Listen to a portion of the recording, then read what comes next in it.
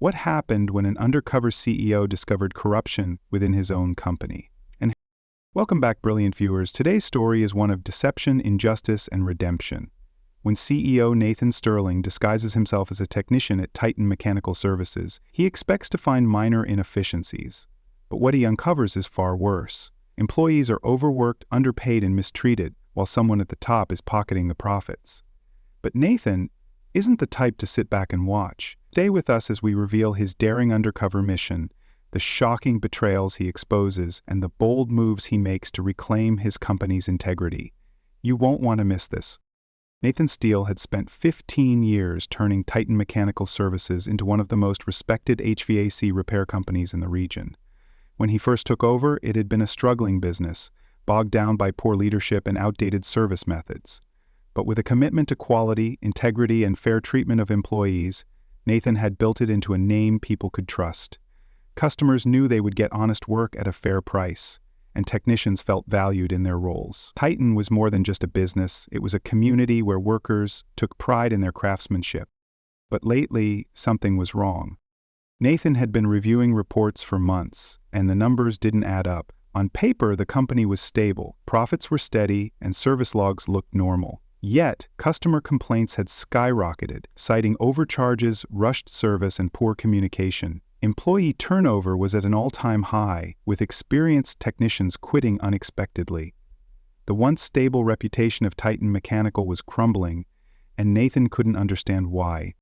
His executive team dismissed his concerns, assuring him that small inefficiencies were natural during growth. The board of directors, focused only on financials, insisted that recent cost-cutting measures were necessary. But Nathan had built this company by trusting his gut, and his gut told him something was deeply wrong. A conversation with a longtime customer only confirmed his fears. The man, a loyal client of Titan for over a decade, had called in for a routine AC tune-up and left with a $2,500 bill for unnecessary replacements. When he tried to question the charges, the technician seemed uncomfortable, hinting that management had forced them to push costly services. Furious, Nathan checked past invoices and found a pattern. Hundreds of customers had been billed for services they didn't actually need. Nathan realized this wasn't just an issue of mismanagement. Someone inside his company was exploiting both customers and employees, and they were doing it under his nose. There was only one way to get to the truth. Nathan decided to go undercover. If no one was willing to tell him what was happening, he would find out himself. He would disguise himself as a technician, work alongside his employees, and experience firsthand what was happening on the front lines. What he would soon discover was worse than anything he had imagined. Nathan Steele had never stepped into a customer's home as a technician before. Sure, he had started his career in the field, but it had been years since he'd held a wrench in his hand. Now, dressed in a faded Titan Mechanical Services uniform with a name patch reading Nick, he was about to experience his company from the ground level. His plan was simple: blend in, observe, and uncover the truth. His first day as Nick the New Guy began at 6:30 a.m. in the dusty break room of a Titan service hub. The technicians, some seasoned veterans and others fresh trainees, gathered for their morning dispatch, sipping stale coffee while waiting for their work orders. Nathan noticed right away how low morale was. No jokes, no friendly banter, just tired faces staring at schedules filled with back-to-back appointments. A tall, lean technician named Carlos, assigned as Nathan's mentor, glanced at him and sighed. "Another new guy? Good luck, man. They'll work you to the bone." Nathan barely had time to respond before their first call came in, a routine furnace inspection for a retired couple. The work should have been simple, but as soon as they arrived, Nathan noticed something odd. The furnace was in perfect working condition, but Carlos, with hesitation in his voice, recommended an expensive replacement part. When Nathan quietly asked why, Carlos muttered, "It's what management wants. We're expected to upsell or they cut our hours." Nathan's stomach twisted. Their next few calls followed a similar pattern, pushing unnecessary services, cutting corners on real repairs, and rushing jobs to meet unrealistic quotas. Carlos wasn't a bad guy. He was just stuck in a broken system, forced to comply with policies that put profits over customers. As the day wore on, Nathan saw employees being overworked and pressured to boost revenue. Technicians whispered about how management fired those who didn't sell enough. Some customers were confused but trusted Titan's one solid reputation, while others felt suspicious and frustrated. By the end of the shift, Nathan was exhausted, not just physically, but mentally. He had expected some inefficiencies, but what he had witnessed was systemic exploitation. Someone in leadership had turned Titan Mechanical into a profit-driven machine at the expense of its workers and customers. That night, as he peeled off his uniform in a cheap motel room, Nathan stared at his reflection in the mirror. This wasn't just about bad management, this was corruption. And now that he had seen it with his own eyes, he was going to tear it down from the inside out. Nathan Steele had walked into Titan Mechanical Services expecting to find inefficiencies, mismanagement, maybe a few bad policies, but what he uncovered was far worse. The problem wasn't just the company's obsession with profits, it was the way it squeezed every last drop of energy from its workers while dangling the constant threat of unemployment over their heads. By his third day undercover, Nathan had gained the trust of a few technicians. Carlos, his reluctant mentor, along with Jared and Mike, two other veteran employees, had started opening up in hushed conversations during breaks. The truth was brutal. The company's cost-cutting measures weren't just about trimming expenses. They were about control. Titan had introduced a performance-based pay system, where technicians weren't paid for their time but for completed jobs. That meant if a job took longer than expected, they weren't compensated for the extra time. If a customer had complex issues or asked too many questions, the technician fell behind and earned less. Worse still, if they didn't meet the weekly upselling targets, they risked reduced hours or termination. "You either sell or starve," Jared muttered one afternoon, wiping grease from his hands. A few months ago, a guy named Lenny refused to upsell unnecessary parts to an elderly widow. Next week, his shift got cut from 40 hours to 15. He couldn't make rent, so he quit. That's how they get rid of people, without firing them outright. Nathan clenched his jaw. This wasn't just poor management, this was calculated exploitation. On a particularly busy afternoon, Nathan and Carlos were dispatched to a job that required emergency HVAC repairs at a local daycare. The unit was in rough shape and Carlos did his best to patch it up quickly, but without a full replacement, it wouldn't last another month. However, instead of approving the necessary fix, Titan's system flagged the job as non-priority, meaning the company wouldn't cover the repair unless the daycare paid thousands up front. "And they don't care who suffers," Carlos muttered as they packed up the van. "Parents, kids, retirees, it's all about squeezing as much as possible out of every job." Nathan had seen enough. This wasn't just about profit margins or quarterly reports. Titan's upper management was deliberately draining its workers while misleading customers. Technicians were overworked, underpaid, and forced to compromise their ethics just to keep their jobs. Sitting in his motel room that night, Nathan opened his laptop and started digging into company records. If this corruption ran deep, he was going to find out exactly who was responsible. And once he did, he'd make sure they never exploited another worker again. Nathan sat in his motel room, staring at the company's financial records on his laptop. What started as exploitation of workers was now unraveling into something much worse. Titan Mechanical Services wasn't just underpaying its employees, it was systematically defrauding both customers and workers alike. Through a mix of fake charges, hidden fees, and forced upselling tactics, Titan had created a system where technicians were pressured into deceiving customers, all while ensuring the company maximizes its revenue. The deeper Nathan dug, the more he realized this was a deliberate, top-down operation orchestrated by Titan's upper management. One of the most glaring red flags came from how Titan's work orders were manipulated. When Nathan cross-referenced repair logs with billing statements, he found a disturbing pattern. Jobs were marked as completed with higher red parts than what was actually used. In some cases, entire jobs were billed without any repairs being performed. Customers were unknowingly paying for services they never received. But the real gut punch, employees like Carlos and Jared were unknowingly complicit. Nathan scrolled through employee performance reports, and noticed something alarming. Technicians who refused to engage in these fraudulent practices were systematically punished. If a tech didn't upsell unnecessary parts or charged a customer the correct price instead of inflating it, their names were flagged under low-value service providers.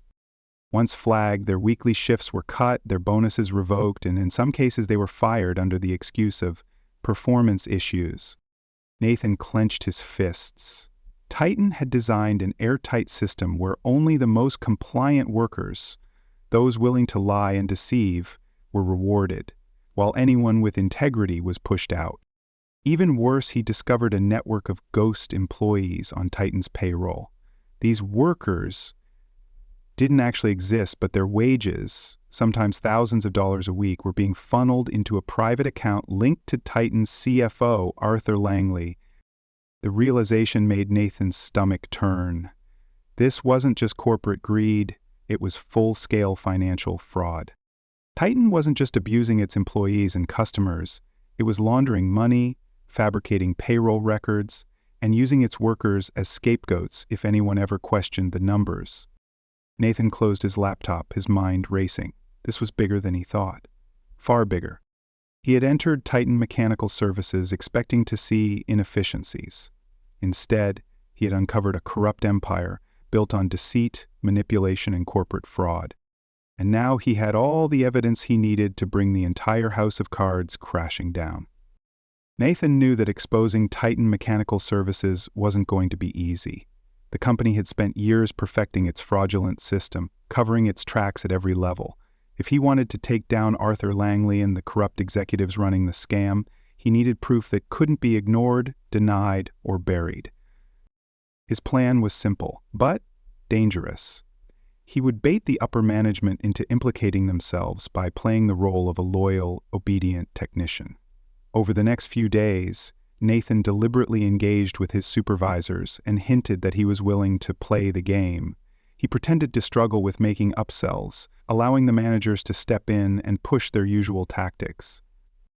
"I noticed you're still charging the base rate on certain service calls," Greg, his immediate supervisor, pointed out one afternoon. "You know, corporations expect us to go beyond that." Nathan feigned ignorance. "You mean the add-ons? Some customers don't really need them." Greg smirked and patted Nathan on the shoulder.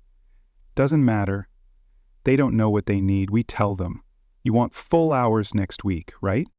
That was the push Nathan needed. By the end of the week, he had Greg, several other managers, and even an executive on record, coaching technicians on how to scam customers. He had secretly recorded audio and video footage of upper management discussing fraudulent pricing strategies, pressuring employees to fabricate repair needs, and even altering financial records. But he needed more.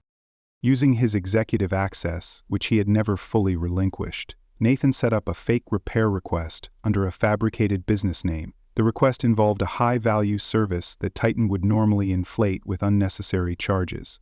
He wanted to see if the fraud would happen automatically, without any technician intervention.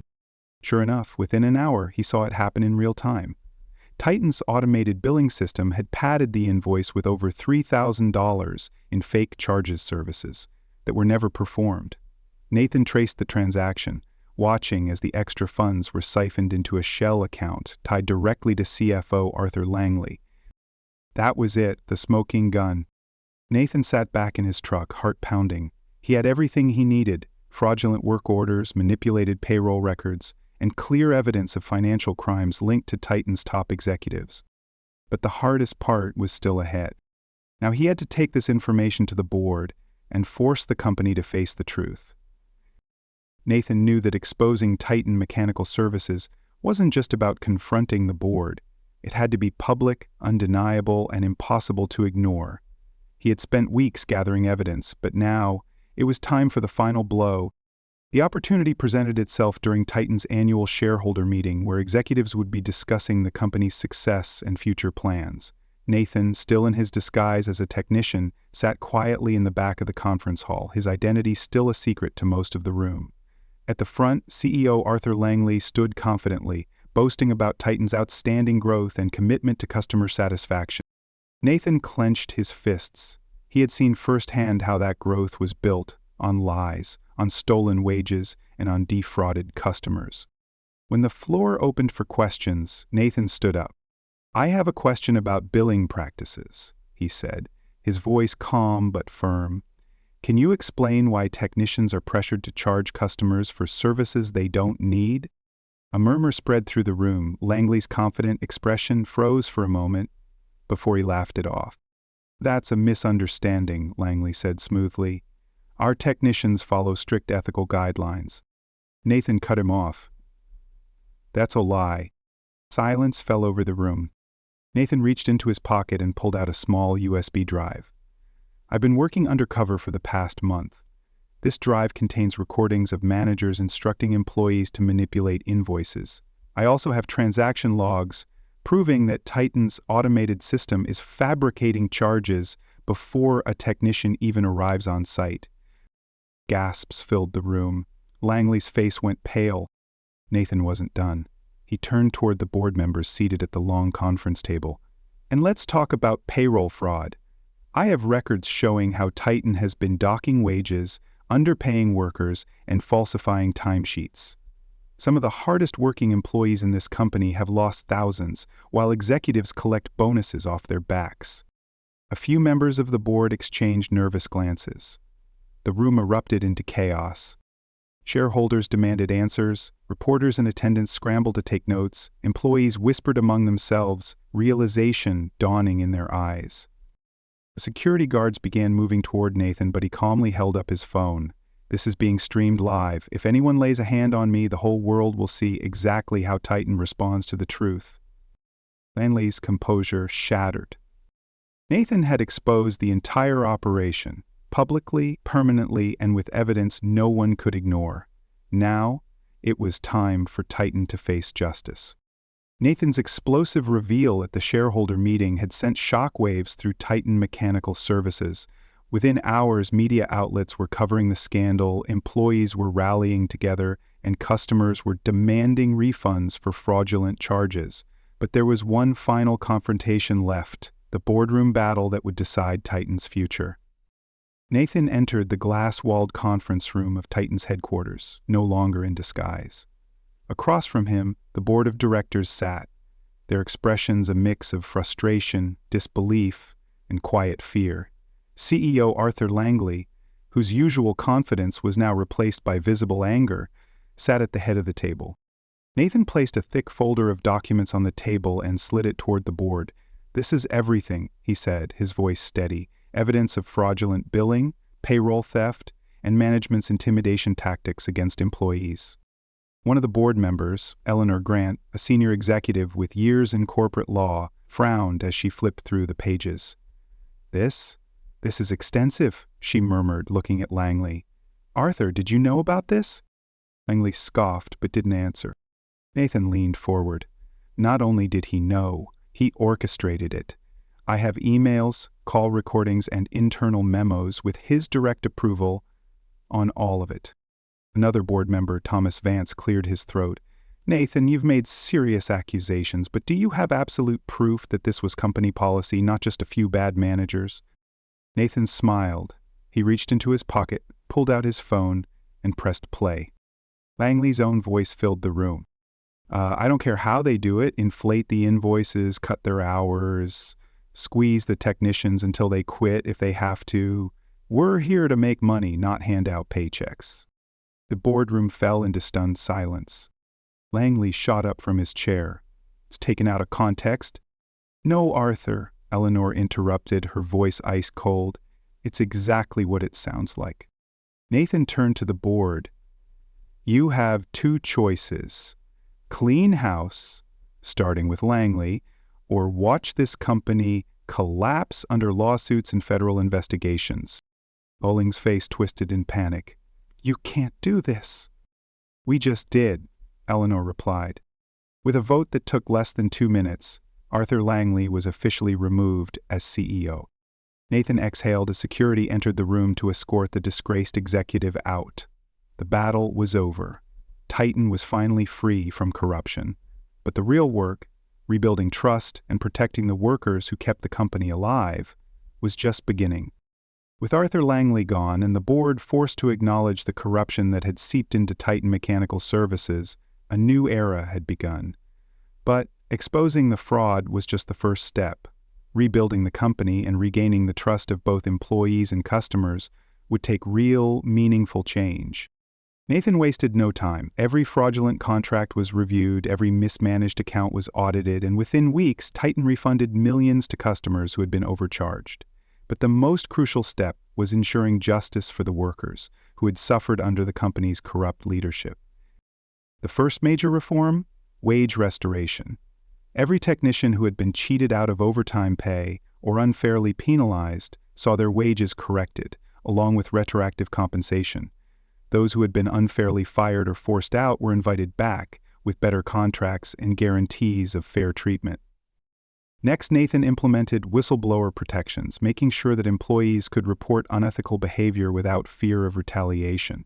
A new ethics committee, separate from corporate leadership, was formed to investigate any complaints, and this time, the workers had a seat at the table.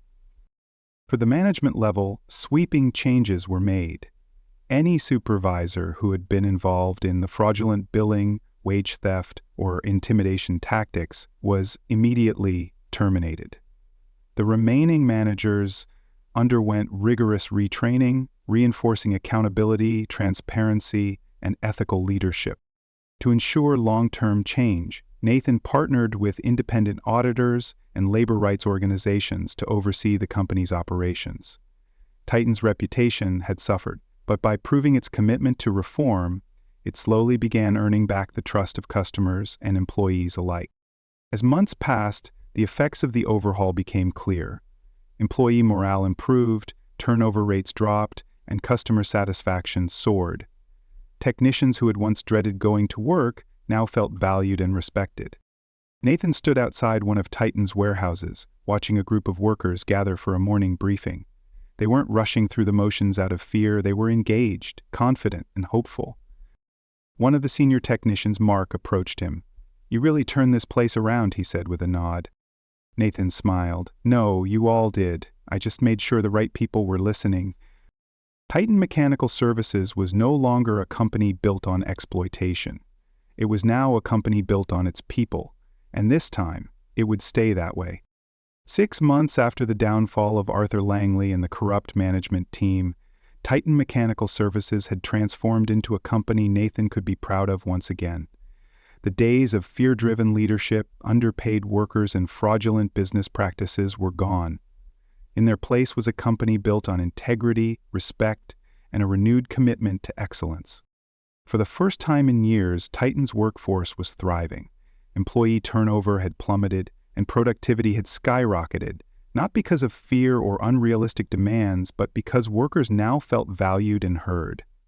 Nathan had implemented transparent wage structures, fair scheduling policies, and an employee advisory board, ensuring that no decision about the workforce was made without input from the workers themselves. Customers once skeptical after hearing about the fraud had also begun to return in force.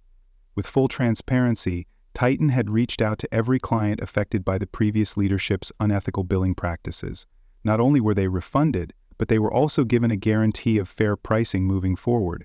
By proving its commitment to honest service, Titan earned back the trust it had once lost.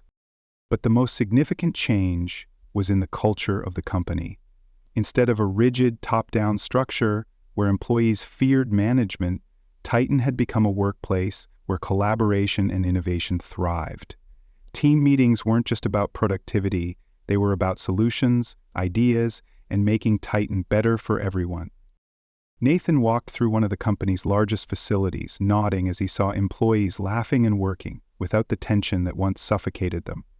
At one workstation, a veteran technician, Mark, was mentoring a younger recruit. Nearby, an office manager was actually listening to employees instead of ignoring concerns. As Nathan reached the front entrance, Sophia, the whistleblower who had risked her career to expose the fraud, approached. "You really did it," she said, shaking her head in disbelief. "You saved Titan." Nathan smiled. "No, we saved it together." For the first time in a long time, Titan Mechanical wasn't just a business. It was a company built on trust, fairness, and respect. And under Nathan's leadership, it would stay that way for generations to come. The transformation of Titan Mechanical Services highlights a powerful lesson about leadership, accountability, and the importance of standing up for what is right. Nathan Sterling's journey from a concerned CEO to an undercover technician revealed the harsh reality of corporate greed and exploitation. His experience proved that true leadership isn't about maintaining power from the top. It's about understanding the struggles of those at the bottom and ensuring fairness for all. One of the most significant takeaways from this story is that a company's success is built on its workers, not just profits. When employees are overworked, underpaid, and mistreated, both morale and productivity suffer. But when leadership prioritizes fair wages, ethical policies, and a supportive work environment, employees feel valued and the company thrives. The downfall of Arthur Langley also serves as a warning. Greedy leaders who exploit workers for personal gain will eventually be exposed. Corruption may remain hidden for a while, but when the truth comes out, justice follows. In the end, Titan's revival proves that companies succeed when they prioritize integrity over profit and people over power. A thriving business isn't just about making money. It's about doing what's right.